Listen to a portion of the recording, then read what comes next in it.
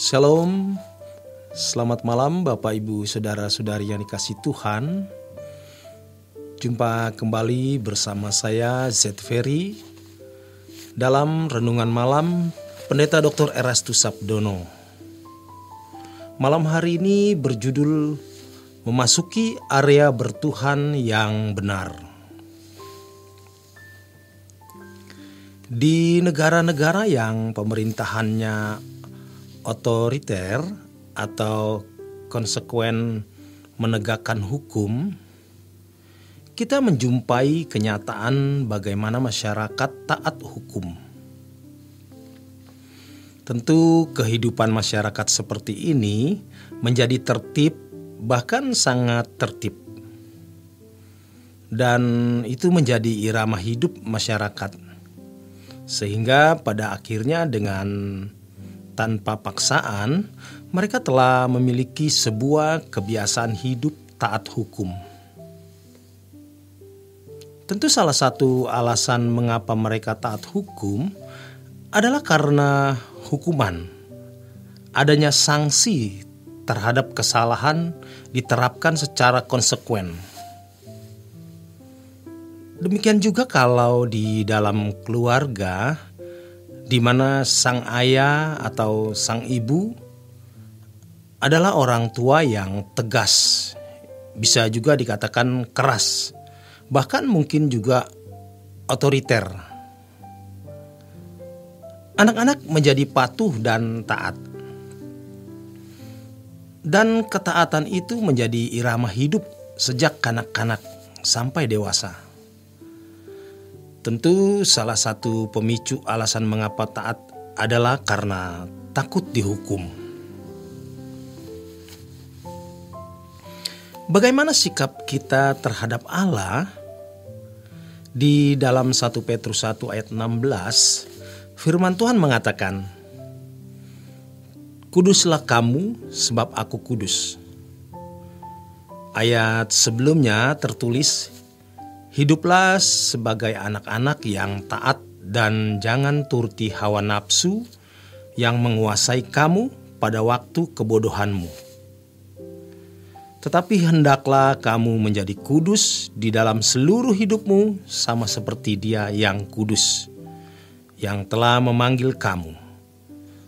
Sebab ada tertulis, kuduslah kamu sebab aku kudus." Dan jika kamu menyebutnya Bapa, yaitu Dia yang tanpa memandang muka menghakimi semua orang menurut perbuatannya. Yang tentu dengan konsekuensi pemberian hukuman atau sanksi terhadap orang yang tidak taat atau orang yang salah, maka hendaklah kamu hidup dalam ketakutan selama kamu menumpang di dunia ini. Tetapi Allah tidak langsung pukul kalau kita salah. Itu masalahnya. Jadi masing-masing kita dapat memandang Allah sebagai Allah yang konsekuensi menegakkan hukum dan akan memberikan hukuman atau sanksi kepada kita. Atau kita memandang Allah sebagai pribadi yang plin-plan dan tidak tegas. Tetapi semua yang kita lakukan ada perhitungannya. Tidak ada yang lolos dari perhitungan Allah. Kebenaran ini seharusnya menggetarkan hati kita. Kita hidup di dalam satu pemerintahan yang memiliki tatanan. Di dalam tatanan itu tentu ada panggilan untuk taat hukum. Ada disiplin, ada hukuman atau sanksi terhadap pelanggaran. Semua hal yang kita lakukan harus kita pertanggungjawabkan. Setiap kata saja harus dipertanggungjawabkan, apalagi perbuatan-perbuatan kita. Karena Tuhan tidak bertindak langsung.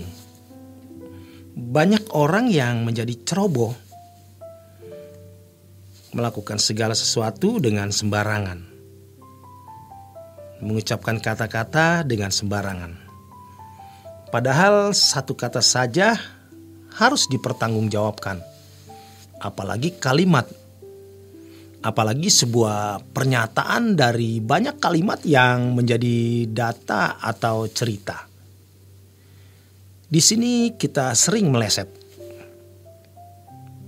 Ketika malam hari, waktu kita mau tidur dan memeriksa diri, kita baru sadar bahwa ada kata yang tidak perlu kita ucapkan maupun kalimat yang tidak perlu kita kemukakan. Ketika itu baru kita menyesalinya. Sejujurnya, kadang-kadang sulit menjadi lebih baik karena kita sudah punya irama yang salah. Memang ada orang-orang yang disiplin Tuhan karena kesalahan yang dilakukannya. Tetapi itu pun berlaku bagi mereka yang mengasihi Dia. Bagi mereka yang tidak mengasihi Allah, seakan-akan dibiarkan untuk melakukan apapun dan mereka tampak aman-aman saja. Dengan setiap kata yang diumbar sembarangan, dengan setiap cerita bohong yang diungkapkan, mereka merasa aman. Tetapi sesungguhnya ada perhitungannya nanti. Semua ada perhitungannya di balik kubur pada pengadilan Allah. Harus kita sendiri yang menjaga diri kita agar jangan sampai berbuat salah dan akhirnya beroleh malu di hadapannya, di hadapan Tuhan. Oleh sebab itu, kita harus belajar sampai kita memiliki hati yang takut akan Allah, sehingga kita dapat memandang dan memperlakukan Allah sebagai pribadi yang agung, yang berdaulat, yang kepadanya kita takut. Sebab dengan membangun sikap yang benar terhadap Allah dan memperlakukan Allah secara benar dan menempatkan diri kita secara benar pula di hadapan Allah, maka kita bisa memasuki area bertuhan yang benar. Kalau seseorang hidup di dalam dosa atau memiliki keinginan-keinginan yang bertentangan dengan kehendak Allah, dia keluar dari keadaan bertuhan. Artinya keluar dari keadaan bertuhan yang memenuhankan Allah. Sebab dia bertuhankan perutnya sendiri. Kemuliaannya adalah aib mereka.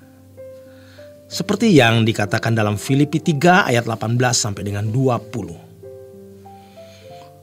Orang yang bertuhan adalah orang yang hidup di dalam penurutan terhadap kehendak Allah. Maka dapat dikatakan bahwa kalau seseorang tidak hidup suci, berarti dia tidak bertuhan. Dan kebenaran sejati akan berdampak pada spiritualitas yang nanti terekspresi pada perilaku hidup, bukan pada intelektual semata. Demikian kebenaran firman Tuhan malam hari ini. Selamat beristirahat, selamat berjuang. Tuhan memberkati.